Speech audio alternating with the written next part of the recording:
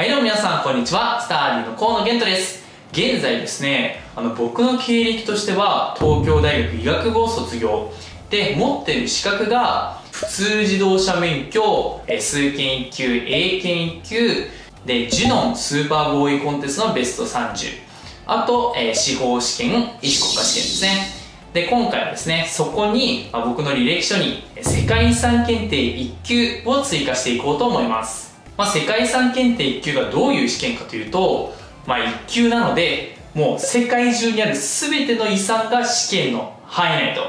だから全部で1121件が試験のね、範囲なんですね。で、しかも聞かれてる内容っていうのが、もうただ遺産の名前だけじゃなくて、もう遺産の歴史だったり、なぜ登録されたのかとかね、その価値っていうものを、深掘りしてね、学んでいかなきゃいけないので、かなりね、難易度が高い試験なわけなんですね。テキストも、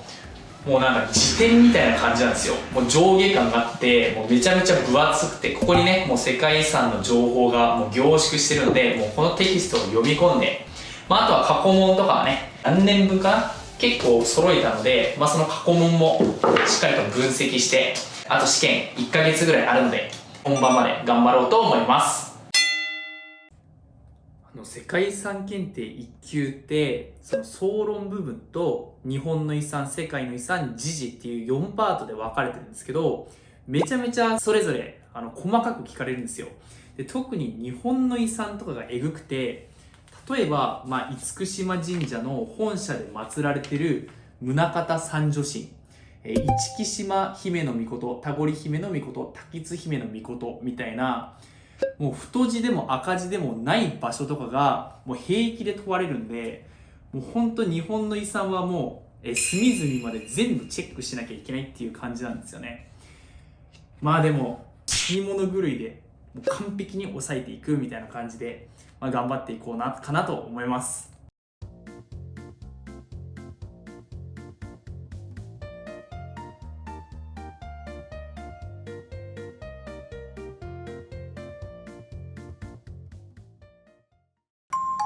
聖ファウタキサングイフグイウィンチ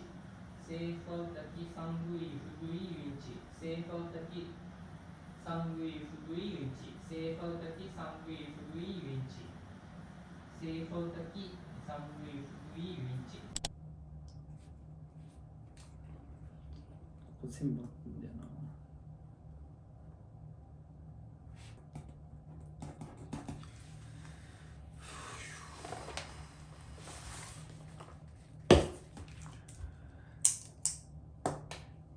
119点でしたね。いやー、合格点が140点なので、いまいち届かないですね。一応日本の遺産と総論は、そこそこ点数は取れるようになったんですけど、まだね、詰めるところありますけど、ちょっと世界遺産の方がちょっと量が多すぎて、なかなかね、点数取れないですね。で、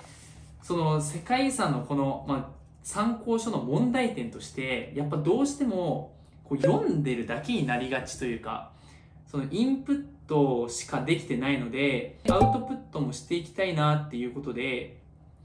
どうしようかなっていうところなんですけど、何かしらの方法で問題形式にして勉強できるように、その方法を模索していきます。ちょっと問題形式にする方法を思いついたんですけど、このね、参考書最初目次あるんですよね、目次。そこの、こっちの目次じゃなくて、全部の遺産がこういう風に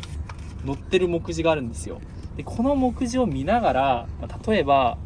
こんな感じでウィランドラコ地域。ウィランドラコ地域って何があったっけって、確か、ホモサピエンスサピエンスの骨が見つかったのかな ?435 ページ。そうだね。ホモサピエンスサピエンスの骨が発見で、火葬された女性の骨も発見。みたいな、そういう風に、目次から勉強していくっていうアウトプット方法を、1100何件だっけ ?51 件かな、それをね、全部、やって、それでね、試験に向けて頑張っていこうと思います。はい、いよいよね、明日が試験本番です。さっきまでですね、10時間勉強配信してて、結構勉強進んだんですけど、まだね、ちょっとやり残したことがあるので、その明日出そうなところ、例えば、複合遺産とか、一番最近登録された新しいね、遺産とか、そこら辺をね、中心に最後のね、大詰めしていこうと思います。ここもね、3年間、6回分解いた感じで言うと、どうだろうな、7、8割ぐらいはいけるんじゃないかな、みたいな、そういう感じなんですけど、それがね、10割に少しでも近づけるように最後の大詰め頑張ります。はい、ということで、いよいよ試験当日なんですけど、実はついさっきまで収録があって、ちょっと直前の詰め込みができてないんですよね。ただもうしょうがないので、今までやってきたことを信じて頑張っていきたいと思います。じゃあ行ってきます。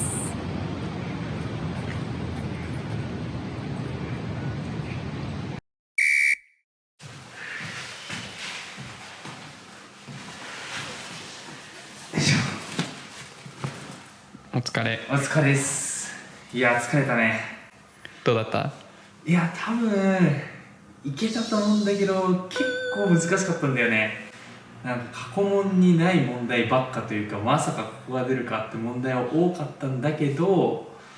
ただ意外と出ないかもしんないけど一応チェックしとこうみたいな問題が結構出て、やっといてよかったなっていう。山が当たった？そう、ちゃんと絞れたなっていう感じ。過去問出てないけどここは重要だなっていうところがちゃんと出たりして、あと日本の遺産とかもめっちゃ細かいところ出されたんだけど、でも日本の遺産はもうやり込むっていうふうに思ってたから、ちゃんとそこも取れたし、だからかなり難しかったけどいけたような気はするかなっていうところ。ただ何とも言えないね。何パーぐらい？受かってる確率で言うと、そうだな、7割ぐらいかな。多分受かってるんじゃないかな。そのマークとかだから、外れてたら全部なんかちょっと外れちゃうからね。ちょっと自分では今わかんないわ。いやー、いよいよ世界遺産検定1級の合格発表ですね。結果通知書、待ちに待った。来ました、ついに。どうかな、受かってるような気はするんだけど、蓋を開けてみないとまだわかんないですね。じゃあ早速開けていこうと思います。いやどうだろうな、さすがに受かってるんじゃないかなって思うけど、どこに合格が書いてあるんだ。合格か。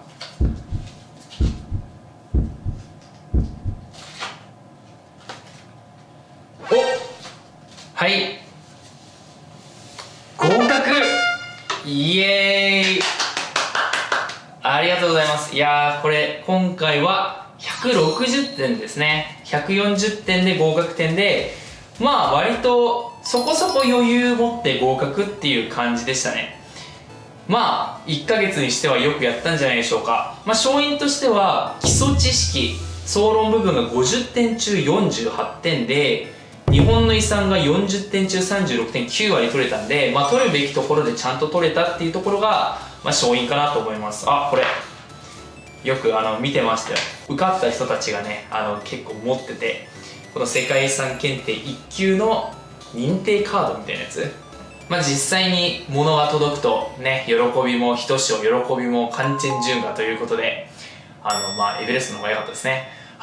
世界遺産のことはもう任せてください。はい、